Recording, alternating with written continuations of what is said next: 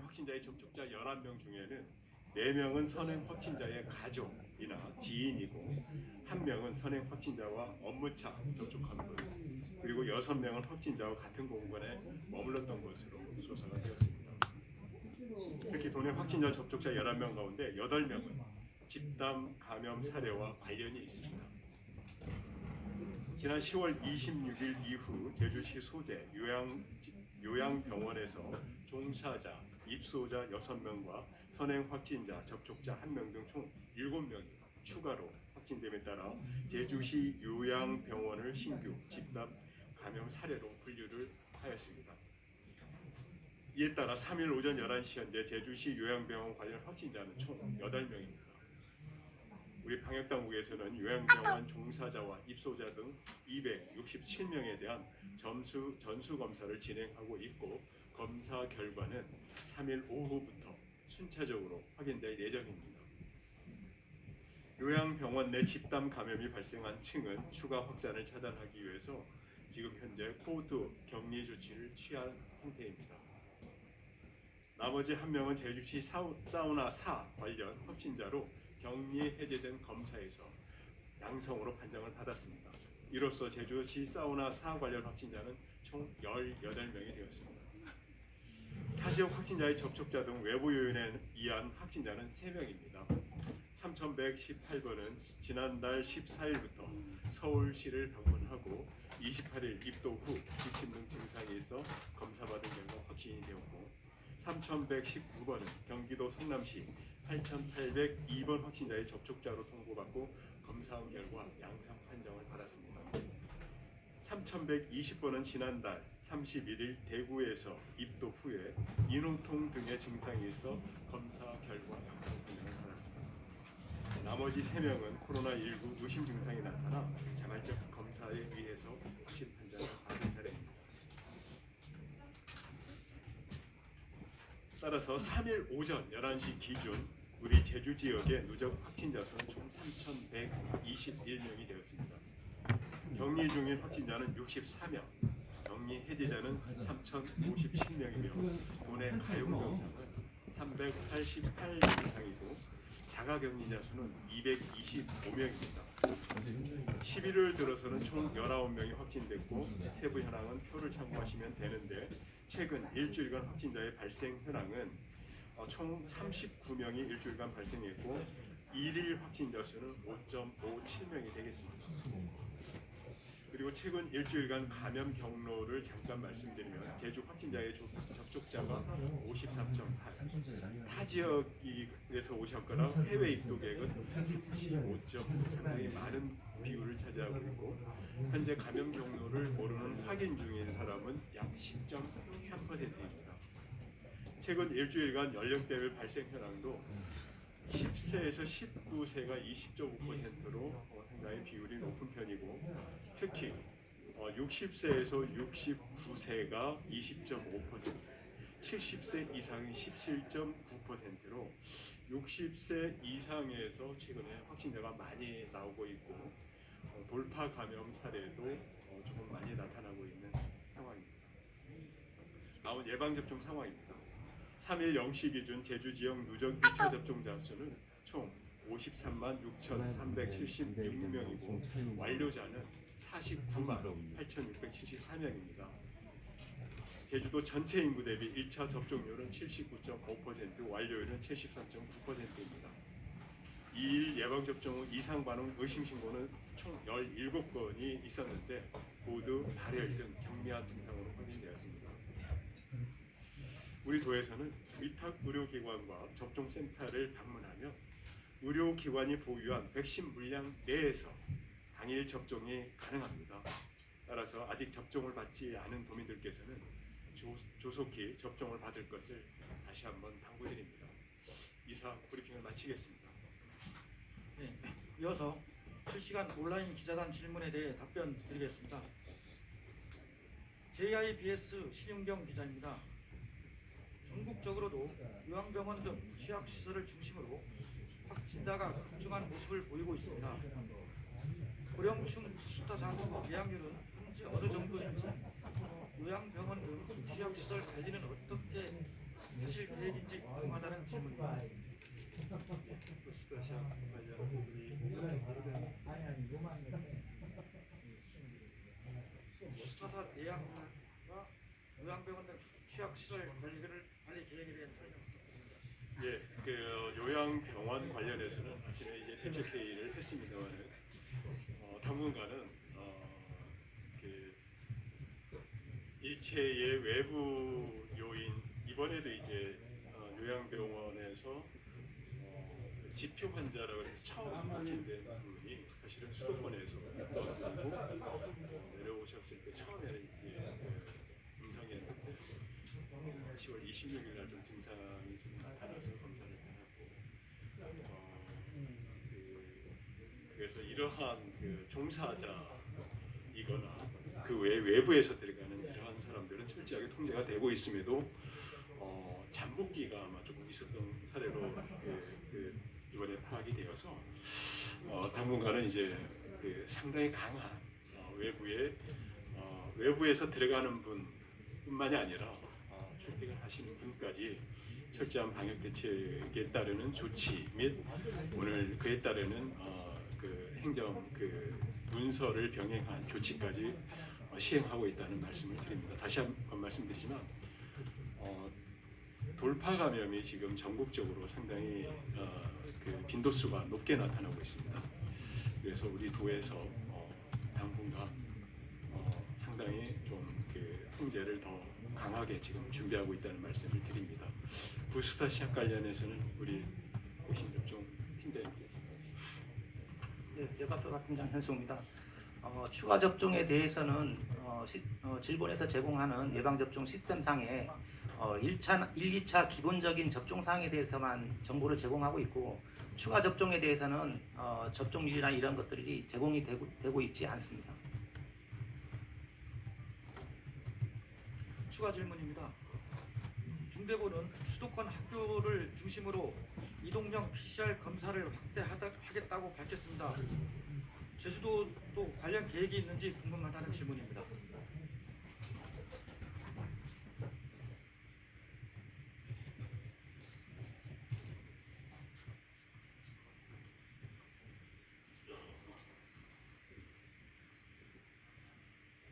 예, 지금 아까 이제 수도권에 학교를 중심으로 PCR 검사를 확대하겠다고 밝혔는데요. 제주도에 계획이 있는지 궁금하다는 질문입니다.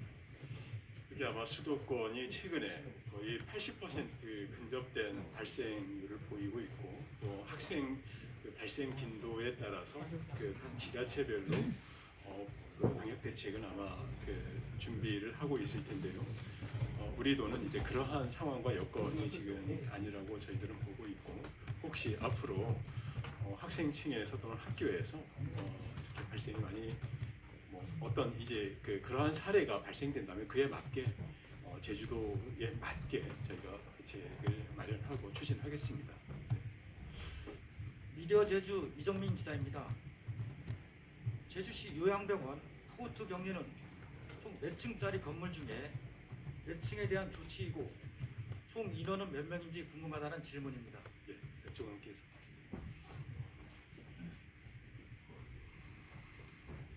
네, 말씀드리겠습니다. 해당 병원은 총 6층 건물 규모이며 이제 그 중에서 이제 환자가 발생한 이제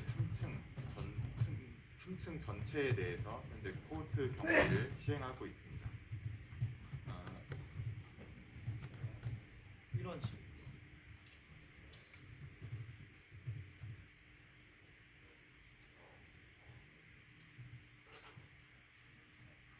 네, 현재 격리 규모는 이제 입원 환자 41명과 종사자 12명, 총 53명이 코호트 격리 중입니다. 두 번째 추가 질문입니다. 코호트 격리 인원은 더 늘어날 수 있는지 늘어난다면 어떤 이유인지 궁금하다는 질문입니다. 이제 일부 환자의 경우에는 이제 병실을 변경하거나 혹은 이제 다른 장소 분리치료실 같은 다른 장소로 이동했던 그런 경우에는 또 다른 접촉이 발생할 수 있기 때문에 이제 코호트 격리 중인 병동 이외에도 다른 병실 환자들까지도 이제 증상 발생 여부를 이제 주의 깊게 모니터링을 하고 있는 상태입니다. 이후에도 추가 확진자가 발생하는 경우에는 필요에 따라서 코호트 범위가 추가될 수 있습니다. 제주 MBC 김항석 기자입니다. 현재 돌파 감염이 잇따르고 있는데요. 이에 대한 대비책은 어떻게 마련하실 계획인지 궁금합니다. 또 부숫자사 접종 일정에 대해서도 설명 바란다는 질문입니다.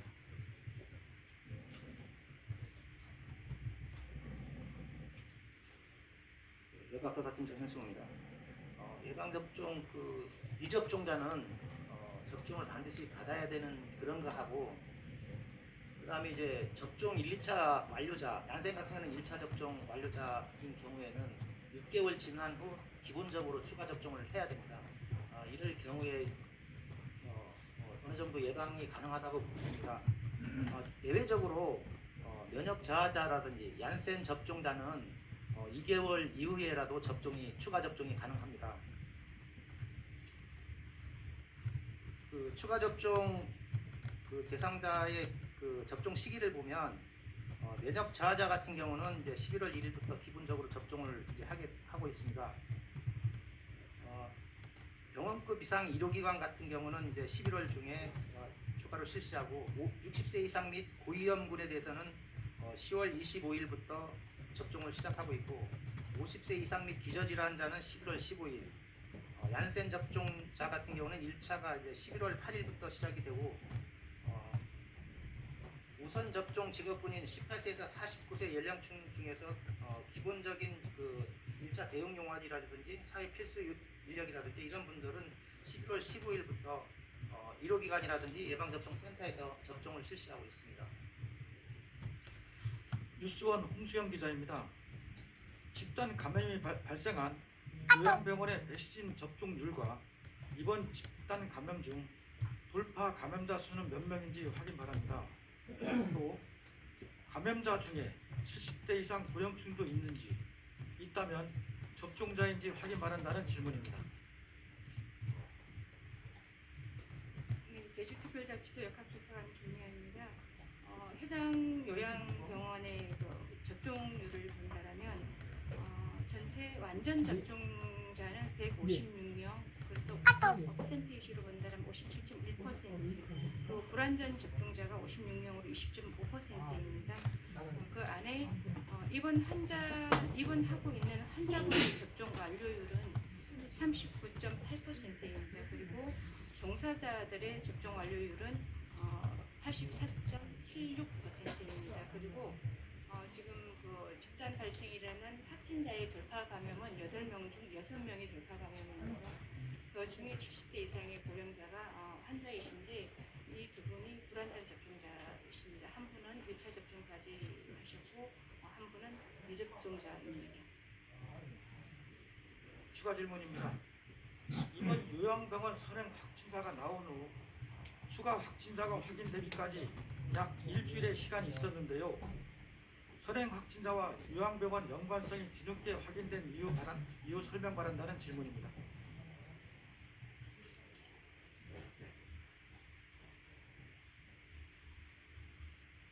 최초 확진자 발생 이후에 저희는 즉시 전 직원과 이제 최초 확진자와 접촉한 환자들을 대상으로 코로나19 PCR 검사를 시행했습니다. 그 결과 이제 모두 음성 확인을 받았고, 이후에도 이제 정기적인 선제 검사에서 직원들은 음성이 확인되었습니다. 그러나 최근 이제 일부 직원 사이에서 이제 유증상자가 발생하면서 이제 전수 검사를 다시 한번 시행하게 되었고, 그 결과 어제 총 7명의 추가 확진자가 확인이 되었습니다.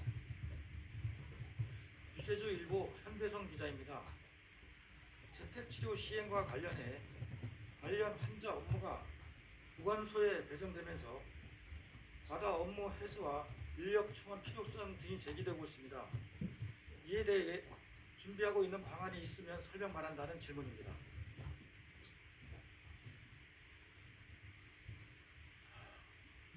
예, 지금 재택치료 대상자는 그 대상 기준이 있습니다. 일단 70세 미만이면서 무증상자이거나 아주 경증이면서 동시에 동의가 있어야 되는 것입니다. 그래서 우리 도는 지금 현재 병상 여력이 그러니까 13%가 병상을 사용하고 있습니다. 거꾸로 얘기하면 약 87%의 그 병상과 그 병상이 지금 여력이 좀 있는 상황입니다. 그래서 재택 치료는 이제 위드 코로나를 대비한 의료 역량을 조금 더 완화하고 정말로 중증자이거나 중증 이행자들을 대비한 병상 여력을 조금 더 완화하면서 본인이 동의했을 때 가급적이면 가족이 이렇게 이렇게 확진이 됐다든가 또 젊은 분들 또 혼자 사신 분들 뭐 여러 그 여건들이 아마 갖춰진 분들에게 재택 치료를 통해서 위드 코로나를 좀 이렇게 앞으로 진행해 나가겠다는 방침인데요. 일단 그러려면 이제 그 행정시에 제주보건소와 서귀포시 보건소와 재택치료 관리팀이 조직이 되어서 그 안에서 건강관리팀과 격리관리팀이 그 두 개 팀이 이제 재택치료를 이렇게 대응하게 됩니다. 그래서 이런 시스템은 이미 갖춰져 있고 재택치료에서 재택치료 대상자는 결국엔 총 확진자 수와 또 연동이 되기 때문에 3,000명이 전국적으로 발생 시 제주도는 약 1일 30명이 발생할 수 있습니다. 그리고 5,000명도 이렇게 2차로 확진자가 더 늘어났을 때 제주도는 1일 50명 그리고 최종적으로 10,000명까지 1일 발생할 수 있다는 걸 가정하에 재택치료자는 1차에는 8명, 2차에는 1차에는 8명, 16명, 32명 그러니까 10,000명까지 이렇게 발생됐을 때 그 숫자는 나중에 다시 한번 보겠습니다. 그래서 단계별로 재택 치료 대상자들 인원수를 저희가 가정하고 있고 그래서 그에 상응하는 재택 치료를 저희가 대비하고 있다는 말씀을 드리고 그래서 제주시 보건소와 서귀포시 보건소와 연관된 협력 그 병원이 또 지정이 됐습니다. 그래서 제주의료원과 서귀포의료원이 협력병원으로 지정되었고 그래서 보건소 우리 도 당국과 보건소와 협력병원이 시스템적으로 재택치료를 이렇게 운영하게 됩니다. 그래서 그 발생 그 율에 따라서 대비를 하고 있다는 말씀을 드리고 가급적이면 기존의 보건소 요원들이 겹치는 업무가 있습니다. 그것은 이제 겹치는 업무는 이제 그 같이 하면 되는 거고요. 그 다음에 격리 관리 등 행정 요원들이 또 필요한 인력들은 지금 그에 상응한 그 인력들을 지금 조직부서와 충원을 지금 하고 있고 현재는 전국이 다 비슷한 상황입니다만은 우리 도도 약 34명 정도가 재택 치료해서 현재는 아마 4분 정도가 확진자가 지금 재택 치료를 받고 있는데 이 부분은 저희가 단계별로 합니다. 단계별로 하려고 합니다. 무슨 말씀이냐면 지금 생활치료센터나 우리 그 병상 여력이 지금 13% 정도만 가동되고 있기 때문에 그 상황은 저희가 단계별로 앞으로 재택 치료를 추진하도록 하고 가급적이면 기존의 보건소 업무를 담당하는 분들이 그 어떤 그 업무 역량 그러니까 업무의 그 가중을 최소화시킬 수 있도록 대비를 해 나가겠습니다. 한라일보 강다혜 기자입니다. 현재 도내 격리 입원 치료를 받고 있는 확진자 중 중증 환자 수와 가용한 중증 병상에 대해 설명 바란다는 질문입니다.